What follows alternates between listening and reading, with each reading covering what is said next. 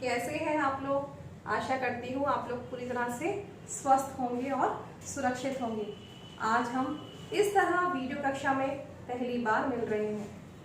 वर्तमान जो समय है, जो परिस्थितियाँ हैं, वो बहुत ही आपातकालीन है और जब आपदा आती है तो ऐसे समय में हम अपने अपने ईश्वर को याद करते हैं और जहाँ ईश्वर की बात की जाती है, भक्ति की बात की जाती है, वहाँ रैदास का नाम अछूता कैसे रह सकता है।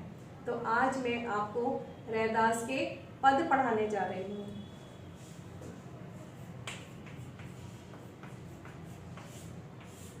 रैदास के पद आपकी पाठ्य पुस्तक स्पर्श में दिए गए हैं पद्य खंड में, और इसको मैंने 3 श्रृंखलाओं में विभाजित किया है। पहली श्रृंखला में आप रैदास के जीवन परिचय के बारे में जानेंगे। दूसरी श्रृंखला में आप रैदास के पहले पद को उसके अर्थ के साथ जानेंगे और तीसरी श्रृंखला में आप रैदास के दूसरे पद को जानेंगे। तो अब हम बात करते हैं रैदास के जीवन परिचय के बारे में। तो जब जीवन परिचय की बात की जाती है तो पहले बात हम करते हैं जन्म की। रैदास का समय धरती पर 1388 से 1518 तक रहा। 1388 से 1518 तक, यानी कि इन्होंने 130 वर्ष की आयु प्राप्त की। इनका जन्म और इनकी मृत्यु बनारस में हुई, जिसे काशी के नाम से भी जाना जाता है। रैदास का पूरा नाम संत रविदास था। इनका पूरा नाम संत रविदास था। इनको रविदास और रैदास दोनों नामों से जाना जाता है। इनकी ख्याति से प्रभावित होकर सिकंदर लोदी ने इन्हें दिल्ली आने का आमंत्रण भी दिया था। ये इतने विख्यात हो गए थे कि इनके दोहों और पदों से की ख्याति से प्रभावित होकर सिकंदर लोदी ने इन्हें दिल्ली आने का आमंत्रण दिया था। रैदास मध्ययुगीन कवि थे।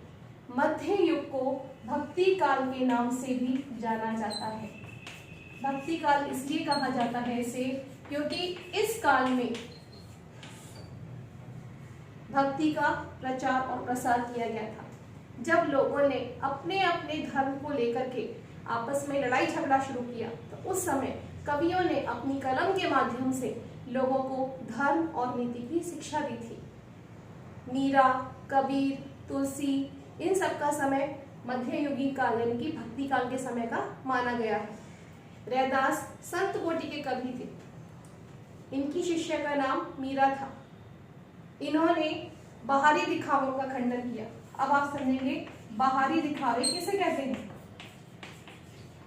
बाहरी दिखावे अर्थात मूर्ति पूजा, तीर्थ यात्रा, क्योंकि उनका कहना था कि ईश्वर किसी मंदिर या मस्जिद में निवास नहीं करता, बल्कि वो तो हर मानव के अंतस में निवास करता है, उसके मन में निवास करता है। रैदास ने मानव को नीति, भक्ति और श्रृंगार की शिक्षा दी।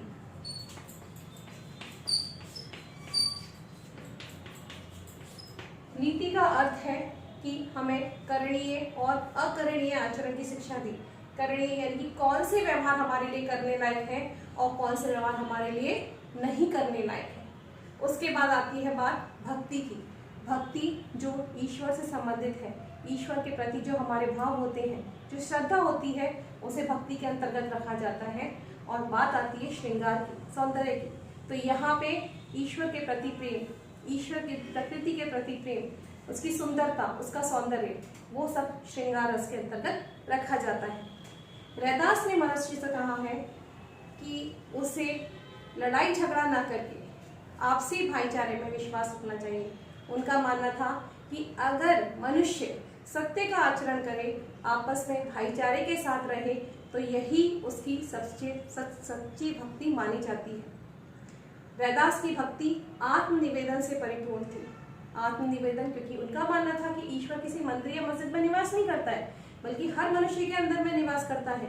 तो उनका कहना था कि क्यों ना हम आत्मनिवेदन करें, अपने आप को सही रास्ते पे बनाए रखने की कोशिश करें, अपने मन से, अपने आप से निवेदन करें कि हम हमेशा सही रास्ते को, सही मार्ग को चुनें।